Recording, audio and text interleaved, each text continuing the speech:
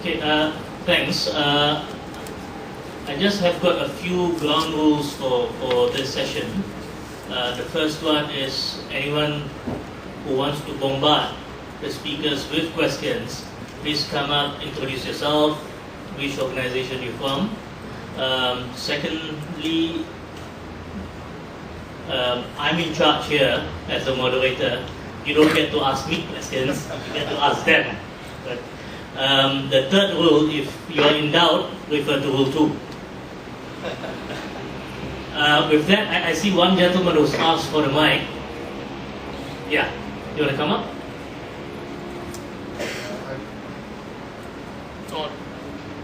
Hello? Yes. I'm Aru from Health University. When you look at the relationship between athletes and the coaches, sometimes the coaches have an undue influence. I mean, they're dominating, you know.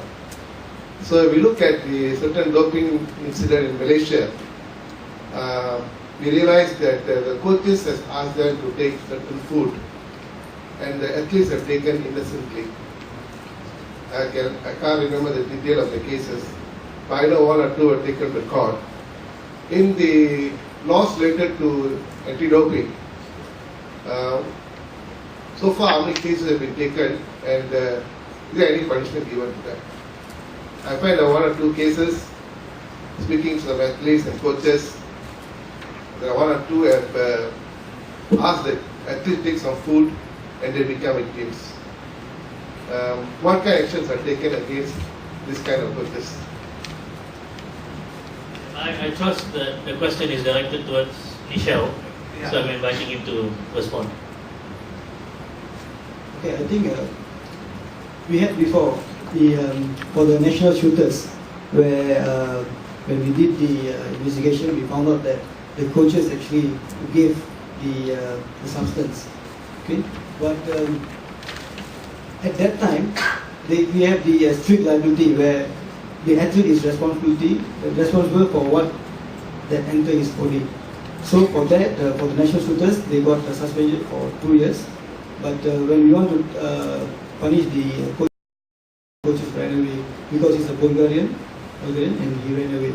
Okay, there is one case. Another one is about the national sprinters. That's a clear evidence that the coaches who gave the substance and also asked the athlete to run away from the testing.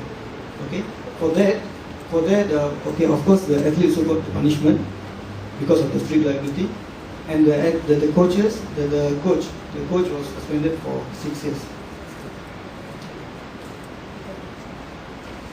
Does that answer your question? I'm sure it does, right? To some extent, yes. Because I think the objective of the law is to punish the someone passing the mic. Yeah.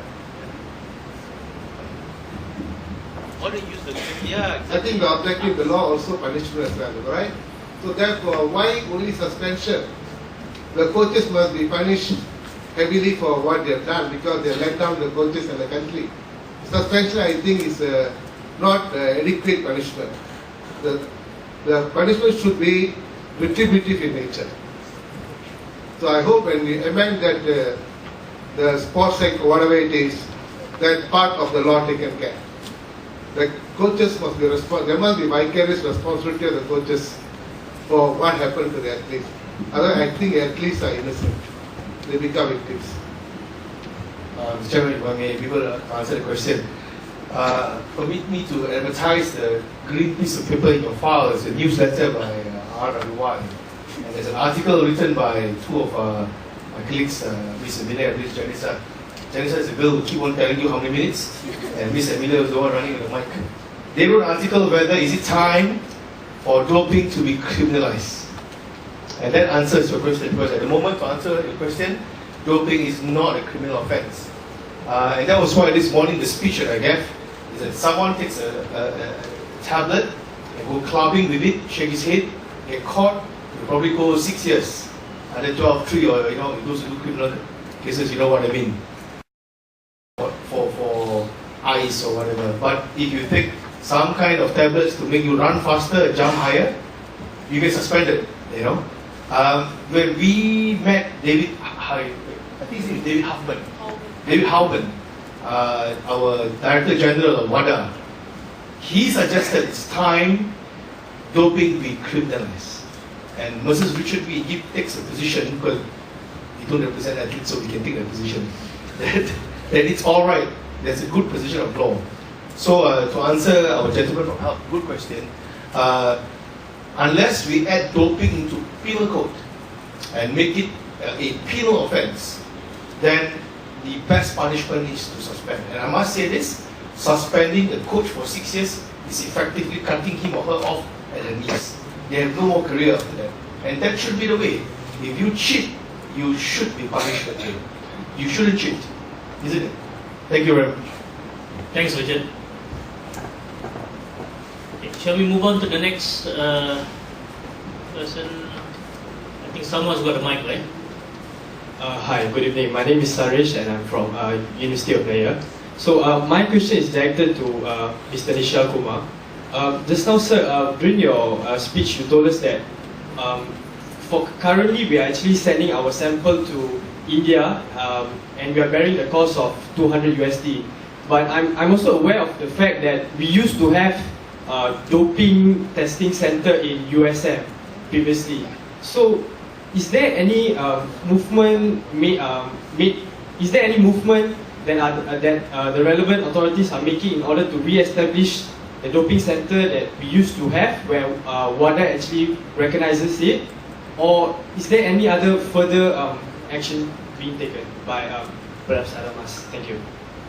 So I think for the lab, because the minister announced in our national anti-doping summit that he wants a new lab in Kuala Lumpur. Because with USN, we tried to have the lab, but there's we couldn't reach the point that we can do the lab. So, and as for WADA, they still say that Malaysia as a candidate for the lab. So we still don't use that. So we still can have the lab. So therefore, the minister has said that they will have the lab, that we're going to have the lab in KL. But we haven't started the pipeline yet, but definitely we have the lab. Thank you. Chairman, sorry to ask again, because doping is an area I'm personally very interested in, even though I don't take drugs for the record. This question is directed to my good friend Brian. You know, Brian, when we Malaysians, personally for me, when I saw the news that Chong Wei was positive, I thought that's the end of our badminton life, because he's the only guy who can hit the shuttlecock in our country. And to credit given to the chap, right? He just won the game, isn't it? He thrashed Lindan. Finally, he thrashed Lindan. But can you share with us perhaps your experience? I know, subject to clients or this privilege, you can't disclose, and I don't intend to ask you that. But can you share with us what happened to Chong Wei? You'd be interested. I think parties will want to hear what happened to him, how he coped with it. Did he have to sell his Lamborghini, for example? But he looks. When I met him after the event, I saw him once.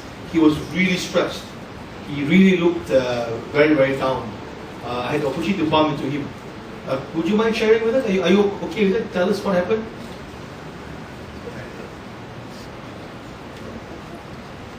Okay. There are certain things that I am